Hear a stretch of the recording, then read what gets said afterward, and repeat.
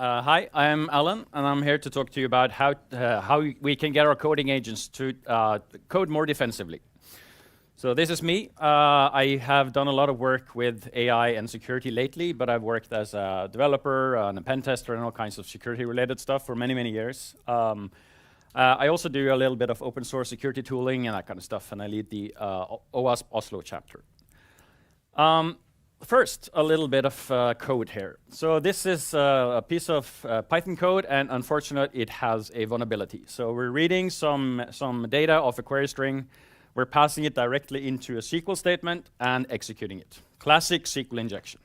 All right, so we want our agents to code more defensively. So we start off, and we go into Claude in this case, and we do /init because we want to start this off. And we have this file with this vulnerability. And then what Claude does is it creates this thing where it talks about what's in there, and it actually flags this. So it said, known issue, SQL injection. All right, thank you for coming. That was my talk. No. Unfortunately, it's not that simple. I wish it was. These AI agents, they sometimes fail to do the right thing because they're a bit probabilistic in nature. So they make some mistakes. Some of these mistakes are insecurity, like they cause vulnerabilities, and sometimes they delete production databases. If you haven't seen this Twitter thing here, go read it. It's about an agent that deliberately bypasses all the guards that the guy put in place and then ends up deleting the database and then talks about what a bad job it did. So it's quite funny. Here's another one, a guy who did the vibe-coded startup thing, and then unfortunately the agent decided to put the API key in the front end, and then that caused some issues for this person. And this is actually a very common problem, that they put API keys everywhere and they're easily accessible, unfortunately. So why do these AI coding agents make mistakes?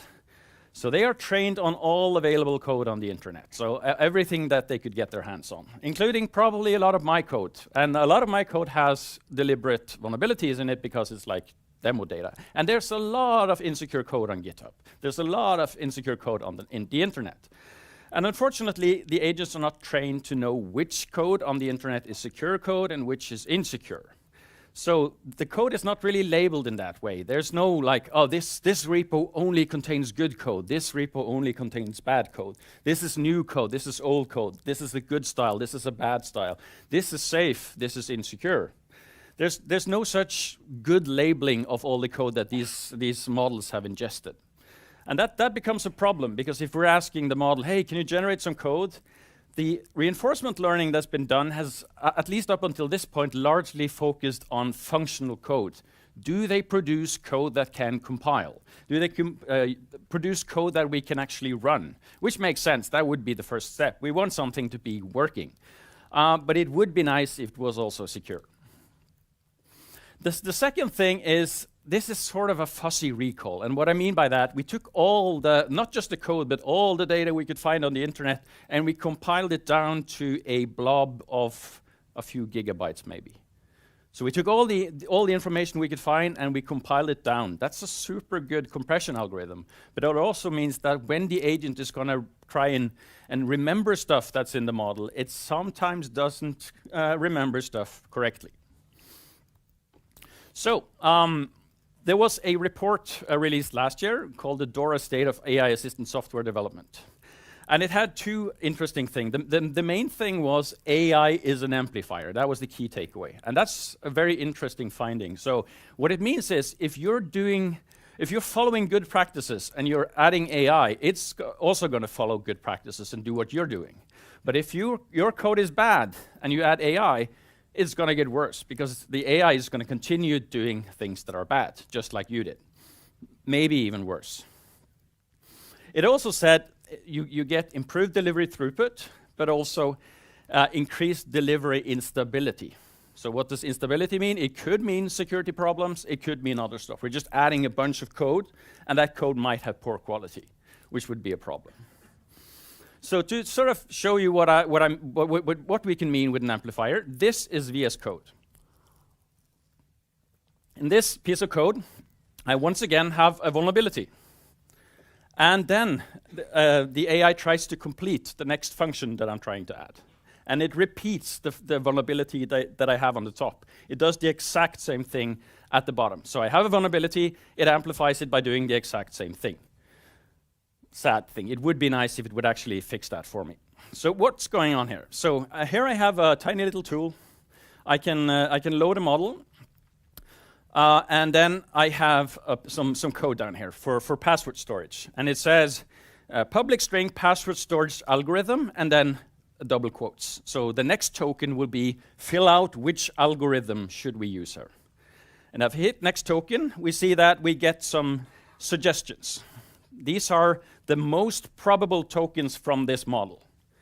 And I can adjust it, so I can say I want to show more tokens.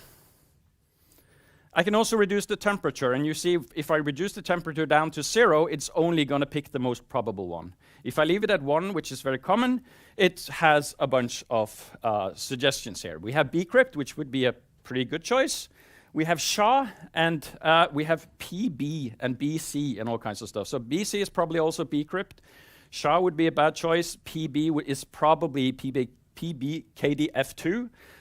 We can actually test it by just clicking it and see what it autocompletes to, and we can see that, oh, it is actually that. What happens now if I just change something that shouldn't be related to the choice? So I'm just adding system up here.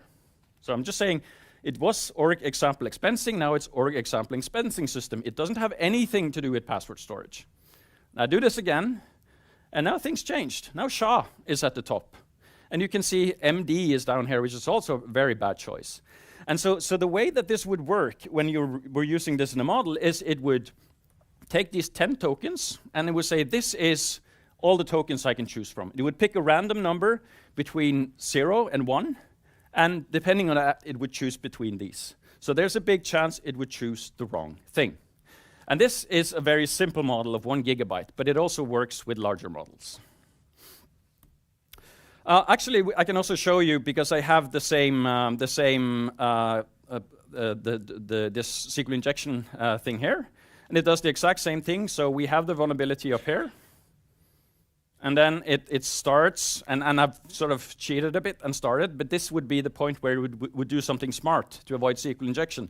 But if I do get next token, and just click the most probable token, it keeps continuing on the same pattern, as you can see.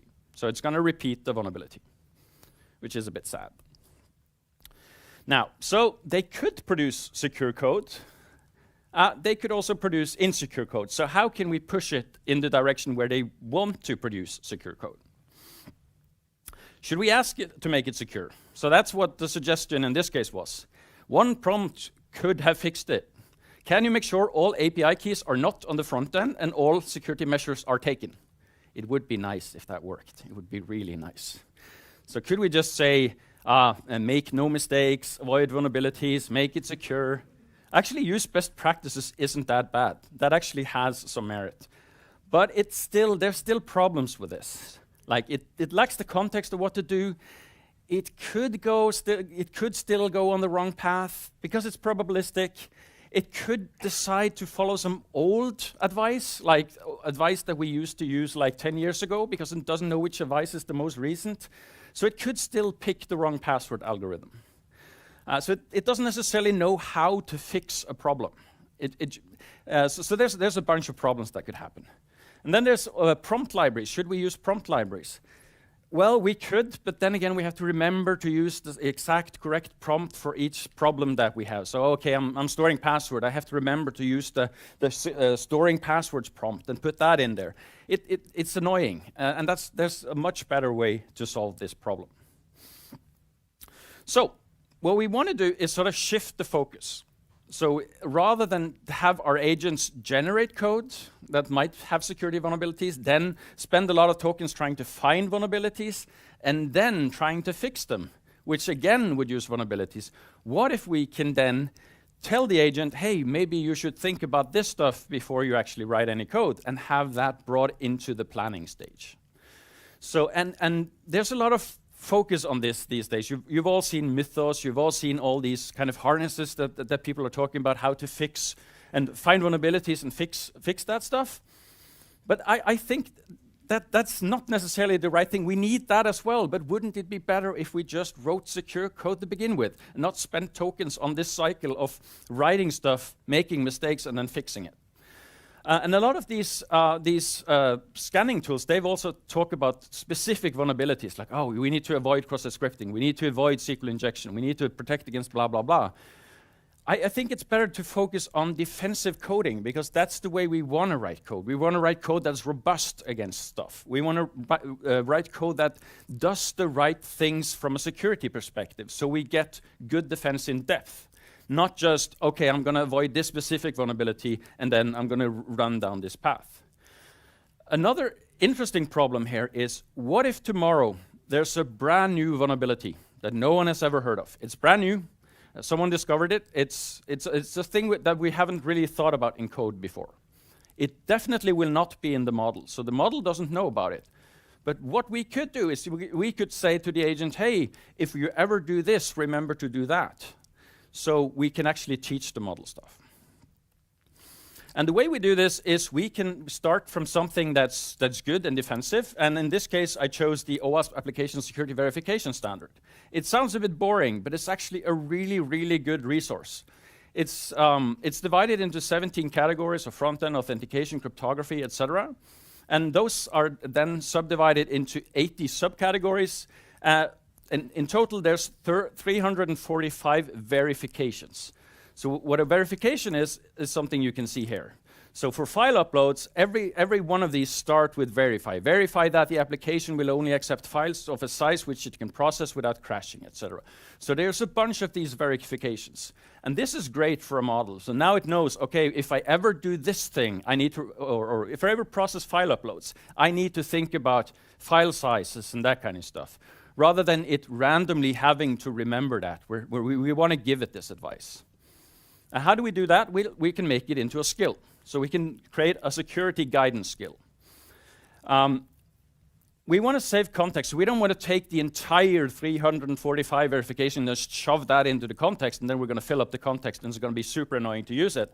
So what we want instead is to have the model pick the guidance that it needs. So we want to save some context space by just giving it the relevant guidance. So we start with planning. The agent plans what it's going to do. It's in plan mode. Then we can give it a skill where it can look up guidance. So if it's going to do SQL, talk to a database, well, then it can bring in relevant guidance for talking to a database. So it knows what it's supposed to do, and then it has a skill where it can look up stuff. Then it can incorporate that into the plan before it writes any code, and then write the code with security in mind. So now we're giving it the context that it needs in the exact moment that it needs it. And eventually it can also review using this, because these verify, which is all around ASVS, those are really good for an agent to use when it's going to review stuff. So we made this into a skill that sits on OWASP. It's called the Secure Agent Playbook. There is a bunch of skills in that repo, actually. But what you see here is an excerpt of that skill. So rather than think about specific vulnerabilities, we're thinking about what is the agent now trying to do, and then we give it references to what it should look up. If we just told the agent, I use ASVS when you're coding this, it could have picked the wrong ASVS, it could have picked an old one, it could have brought in the wrong advice for the job. It would not know about new vulnerabilities that I just talked about. If there's a brand new thing popping up, it would not know about this. So these building database queries, constructing OS commands, blah, blah, blah, those are not actually in ASVS. Those are just in this skill to help the agent when it's doing stuff. Because if you tell an agent you should avoid SQL injection, it's going to know what that is. You saw that in the first demo. But if we tell an agent about a brand new vulnerability, like you need to protect against blah, it doesn't know what blah is, and it doesn't know how to protect against it. But by doing this, we could have told it, whenever you're doing this thing, remember to think about all these steps that are in the guidance. So this is just an example of how to do it. if you have your own internal secure coding guideline, you could easily build a similar skill out of that rather than use this one. This one might not be ready for prime time use, but if you want to use it and try it out, please do. And please also give us pull requests so we can help improve this thing. It's quite easy to make a skill like this. Where you could also, if let's say the agent keeps making the same mistakes, you could add coding examples for how to fix stuff, how to do things correctly. And it doesn't have, as I mentioned, doesn't have to have that in the context all the time, only when it's doing a specific thing. And this is also a nice way of steering the agent. What we don't want in security is randomly choosing algorithms. Like if we know that, let's say bcrypt is the choice of algorithm for storing password, we don't want to leave that up to chance. So by doing this, we can tell the agent, whenever you're doing this, this is a good choice. For regular coding tasks, we actually want the probability thing because that's what gives the agents their creativity. But creativity in security is not always a good choice. So to give you an example of this, I was implementing a system like a mock system. I was just testing this expensing system thing, having it build some code. And then I said, I want you to add login to this system with username and password. And the agent says, yeah, yes, sure, I'll add login. And this was Claude. And it just like ran a bunch of stuff, adding a bunch of password fields and all the nice stuff. But it invented its own token format. Now this token format was not a JWT, a JWT. This was a base64 encoded string with colons and timestamps and a username with no signatures. So it didn't have any security. It was just the base64 encryption, I guess. We don't want that. We want to use well thought out security controls. And the best way to do that is to tell the agent, hey, don't invent stuff, don't guess and choose something old, use what's best practice right now. So another thing that we're doing with this skill is we're using hooks. This might actually be easier to read this way.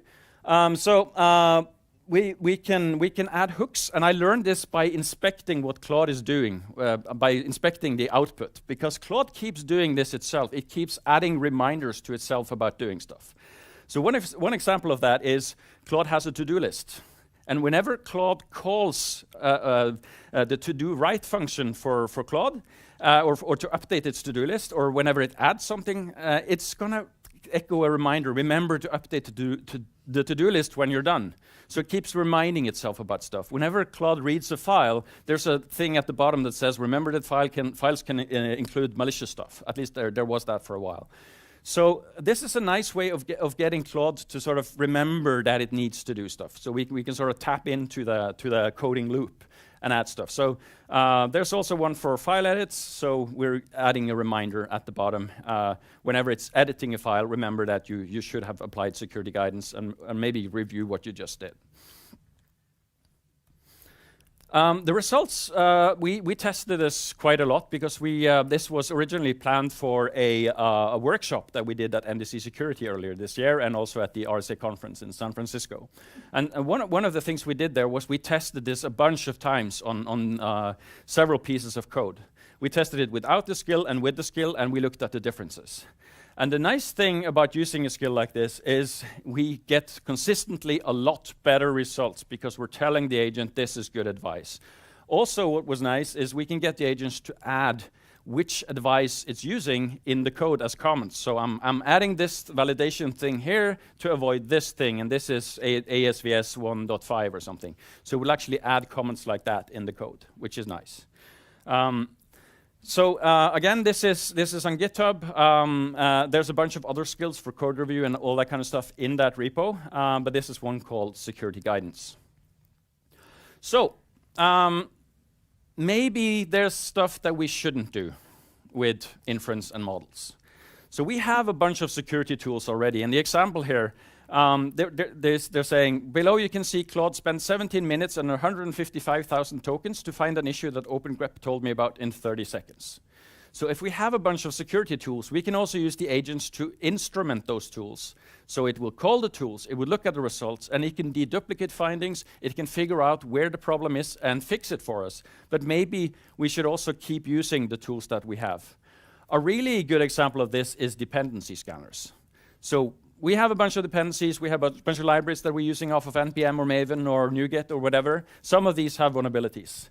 If we're using an agent to parse the file, find all the vulnerabilities, build out the tree, then go to the internet with tools to figure out which of these have vulnerabilities, that's gonna cost us a lot of tokens that we don't need to use, because there are better, faster tools for doing that. Like NPM audit, NuGet has an audit function. All of these things have audit functions that are super fast and much better choice for something like that. So yeah, that will save both time and tokens, so we can spend those where it matters. Anthropic came out just a couple of weeks ago with their own security guidance skill. Kind of stole our name, damn it.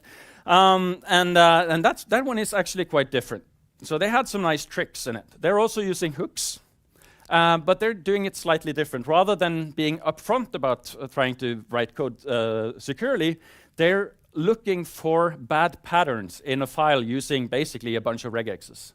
So if they see something that looks like SQL, they're going to add guidance about remember to avoid SQL injection. There's a blob on that. And there's a bunch of these. So it's gonna include, it's sort of an after the fact thing, but it's still a nice trick because regexes are fast. So there's a script that just runs after every file edit, it looks for bad patterns, and it injects advice back to the agent when the tool call is done. They also have a background mod agent that actually does a review of everything at the end of each turn. And also if you do a git commit or a push, then it's going to do like a deeper agentic review of that code. They also added some nice things that I really want to copy into our skill, where you can have custom rules in some files in specific places. So in this case, there's Cloud Security Guidance.md and Security Patterns YAML. So these are where you can add your own stuff and customize this agent for your own, or this skill for your own company. So you could add your own regex patterns that causes some new guidance. So that would take care of problems where either this skill isn't picking up something it should, or there's a brand new bug thing that it's supposed to know about. And then there's security guidance, which is more of a general thing for it to use.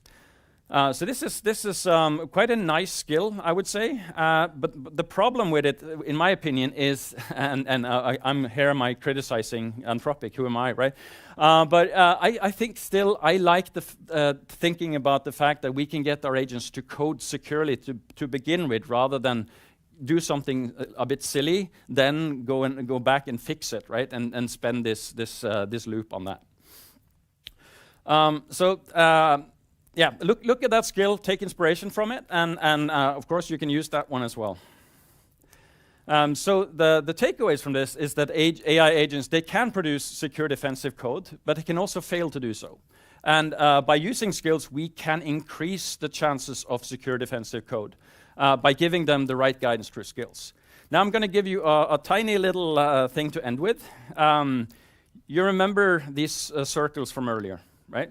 So those circles, I had those originally in a PowerPoint, and I didn't have the PowerPoint anymore. And I thought it would be nice to have them as an SVG. So I asked my two friends, Claude and ChatGPT, hey, can you make this thing that I have a PNG of, can you make that into an SVG? And Claude was like, yeah, sure, and then was thinking for like 10 minutes, and then it restarted, and I don't know what was going on. And ChatGPT was more like, okay, sure, I can do it. Here you go. It's like, the circles are not the same size. There's a bunch of letters missing, and the arrows are not aligned. Okay, so I took like a picture of this, gave it to ChatGPT, and said, hey, this doesn't look anything like the original. And ChatGPT was like, sure, I'll fix it. Okay, that looks even worse. And then I thought, maybe I should tell ChatGPT how I actually built this diagram to begin with. So it's actually a circle, and then there's 3 triangles on top of the circle. So it's actually a full circle. It's just 3 triangles with shadows put on top, and then the text. So I told this to ChatGPT, hey, you can actually do what I did. It's just draw a full circle, then add these triangles. And ChatGPT goes, yeah, that's a great idea. Okay, still letters missing, still very misaligned. And then I got the smart idea, actually, I can tell this to Claude and say, Claude, actually generate a JavaScript that does this. And the nice thing now is I can actually have arbitrary number of arrows because ChatGPT actually, or Claude actually solved it and made this into a library. And I actually put that on GitHub because I thought it would be nice for someone else. I was super surprised that this was so hard. And that also, why am I bringing this up in a security talk, right? Because the fact that this was super hard tells us that while these agents, they have a lot of stuff that they can do, they also have a hard time doing certain things. Some things that you might think is an easy thing to do might be very hard for them to solve. And that's it. Thank you.